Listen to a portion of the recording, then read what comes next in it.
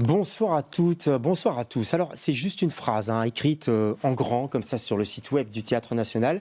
C'est juste une phrase qui dit ceci: les petites filles inconsolées reviennent en slameuses. Slam, la poésie, les mots, le chant. Et si on leur faisait confiance ce soir, pour une fois, pour toutes ces fois meurtries, étouffées, blessées, violées, dans le paradis de l'enfance? Joël Samby est l'invité de LCR ce soir.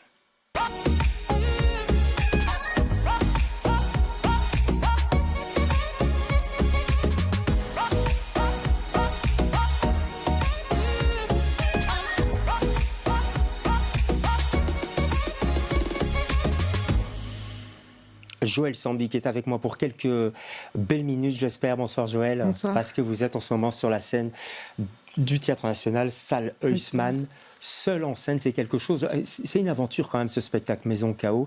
Vous avez mis du temps à l'écrire, à sortir ça de vous, parce que c'est quelque chose que vous portez depuis l'enfance, on va en parler. Oui, j'ai mis du temps. J'ai beaucoup tourné autour du pot à me demander si c'était le bon moment, comment il fallait l'écrire, mais même avant de me demander comment, j'ai vraiment tergiversé énormément. C'est quoi le bon moment? Neige Chino en parle dans Triste Tigre. Enfin là, on tourne autour du pot, on se dit à un moment donné, il faut y aller, c'est ça? Je crois que le bon moment, c'est quand ce n'est plus possible de faire autre chose. Où l'idée nous obsède, où on est pris par ce sujet-là précisément. Qu'on passe par la rampe ou par la fenêtre, ça nous revient toujours. Et en tout cas, en ce qui me concerne, ça s'est présenté là pour ce spectacle. Et c'était le cas, donc on parle de viol dans l'enfance, c'était le cas plus maintenant qu'avant. Il y a eu quelque chose? Je pense qu'il y a eu il y a eu des scènes avant. Des scènes slam, certainement. Il y a eu d'autres projets. Et ici, d'avoir déjà fait monter 2 autres pièces au préalable et d'arriver là avec quelque chose peut-être d'un peu plus solide, d'un peu plus... peut-être une connaissance un peu plus élargie sur le fait que le plateau de théâtre est un espace de jeu que je peux investir à la manière que je veux, vraiment. Et... peut-être que je me suis sentie un peu plus solide, certainement, pour y aller. C'est marrant que vous disiez le plateau de théâtre et le jeu, parce que ça s'appelle Maison Chaos. On comprend pourquoi le chaos, évidemment, le chaos dans la tête, le chaos dans le corps, mais aussi le chaos, j'allais dire, dans le choix de l'expression. Il y a du slam, il y a de la musique électronique, il y a de la poésie, il y a du chant, enfin, il y a tout ça. Et vous vouliez pas, il y a même du chant lyrique. C'est du chant lyrique. Et vous ne vouliez pas séparer les choses. Non, parce que déjà parce que je pense qu'aborder un sujet comme celui du viol ou des violences sexuelles, c'est je sais que j'ai pour habitude d'être assez frontale et je peux en parler encore que juste avec les mots, mais j'avais ce terrain de jeu là, j'avais ce plateau. Ça aide un peu, c'est comme si on était un poil moins seul quand même sur scène. Vous voyez ce que je veux dire? Certainement, moins seul, mais pour autant, et pour ceux qui verront le spectacle, ni la musique électronique, ni le chant lyrique de Raphaël Legrin en alternance avec Elisabeth Moussous, ni la musique de Sarah Machine ne viennent remplacer les mots. Soit ils en prennent le relais, soit ils soutiennent ce qui doit être dit sur scène. Joël, comment on arrive à se consoler d'une enfance meurtrie comme ça? Par l'amour. Par l'amour des siens, par l'amour de ses proches, de sa famille, qu'elle soit choisie ou pas d'ailleurs. Ça, vous l'avez ressenti, cet amour? Oui, moi, j'ai été aimée, et je le suis encore énormément. Donc, vraiment, je suis un pur produit de ça. Et ce qui me permet peut-être aujourd'hui de parler, c'est ça. J'ai bien conscience de... Alors je dirais la chance, tout le monde ne serait pas d'accord, mais je crois que c'est ce qui m'a nourri, l'amour, les lectures, les rencontres aussi, d'avoir aussi un espace pour pouvoir parler, m'exprimer dans nos communautés, dans les luttes, où on te dit, vas-y, et puis t'es pas seul, tu peux y aller. La société s'est ouverte aussi, plus, non? Certainement, il y a eu MeToo, mais... Ça a aidé un peu ou pas Moi, disons que certainement, de manière insoupçonnée, ça a distillé quelque chose. Mais ce qui, moi, m'a vraiment beaucoup aidé, c'est de lire d'autres autrices, auteurices, d'écouter, d'entendre autour de moi que voilà, il y a aussi d'autres histoires de personnes même très très proches, et de me dire, alors qu'on le sait, qu'on n'est pas seul. mais de me dire, bah, écoute... Et les adultes aussi, parce que quand on est enfant, c'est compliqué. Parmi les lectures que vous avez lues, il y a Le berceau des dominations de Dorothée Ducis, c'est très important ce livre, c'est fondamental même. Les enfants sont incapables de se défendre. Pourquoi c'est si difficile d'en parler en fait?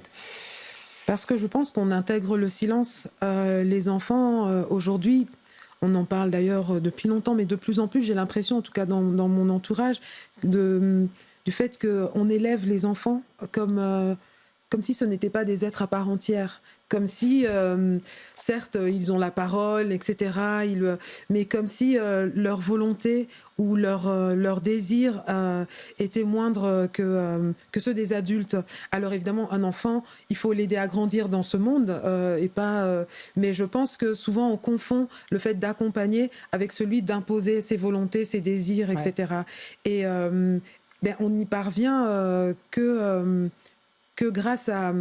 Je l'ai dit au début, je me répète, mais grâce à l'amour, à l'entourage, je crois. Je crois. Comment aussi parler du viol dans l'enfance sans tomber dans le voyeurisme? C'est toujours le danger. Vous voyez, l'exhibitionnisme, quoi. On le frôle à chaque fois. Vous ne le faites absolument pas, bien entendu. Mais comment représenter ça sans esthétisation, si je peux utiliser ce mot-là? En faisant confiance aux mots. Ça a été un gros questionnement.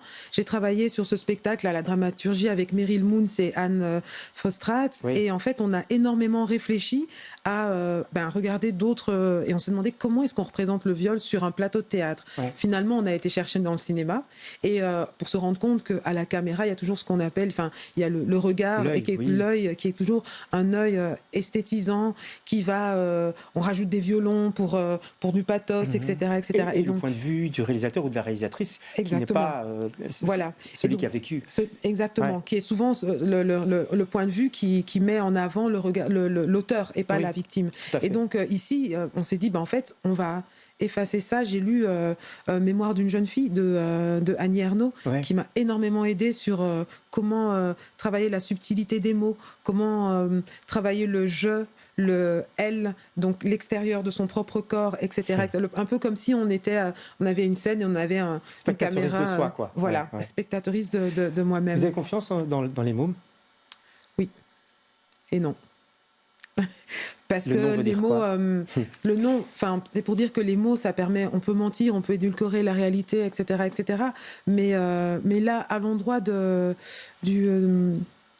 j'ai confiance en la poésie. Je pense que ça ne ment pas. Je pense qu'on ne peut pas masquer. C'est ce qui m'amène en plus à faire ce spectacle-là aujourd'hui, parce que je n'ai pas pu. J'aurais pas pu monter sur scène et dire je vais parler de ça alors qu'en réalité je veux parler d'autre chose voilà. On va écouter un petit morceau parce qu'on n'a pas la chance d'être sur le théâtre, mais on y sera bientôt au Théâtre National pour vous voir. Si vous pouviez nous donner un petit extrait de vos mots, justement, de votre poésie sur ce plateau, allez-y.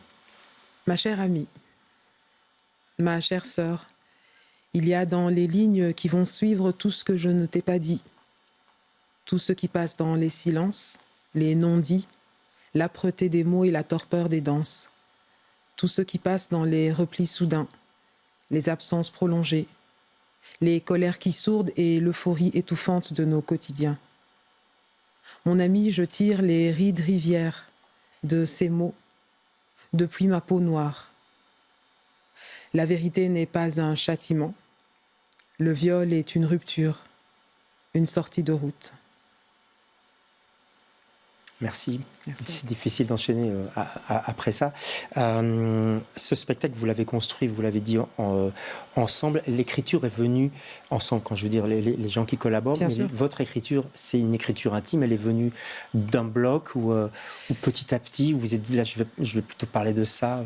Comment ça s'est passé? Disons que ici, ça a été un très, très long processus. Je crois que j'ai rarement eu autant de mal à écrire un texte parce que j'avais besoin d'être précise et qu'on est aux prises avec soi-même, avec son propre, son propre jugement à soi-même, et aussi en se disant mais est-ce que ce que je dis là ne va pas être saisi autrement, etc. C'est un peu comme quand Enfin, c'est pas exactement la même chose, mais quand on fait une déposition, on a besoin d'être extrêmement précis. Et ici, c'était pas une déposition, mais en tout cas, c'était le souci de donner à saisir ce que je voulais transmettre. Ouais. Et donc, ça a mis du temps, énormément de temps. Mais j'étais bien accompagnée. Mais oui, et ça y est, c'est sur scène. Ça va mieux maintenant, ça va bien. Ça a toujours été. Ça va. Ça, c'est en dents de scie parfois, mais franchement, ça va. Ça va. Et ça va encore mieux, c'est vrai. Ça m'a permis de dire quelque chose. De le sortir, de le poser. Ouais. C'est là, ça existe. Ouais.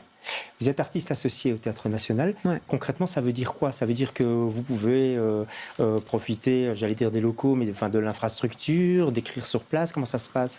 C'est ça.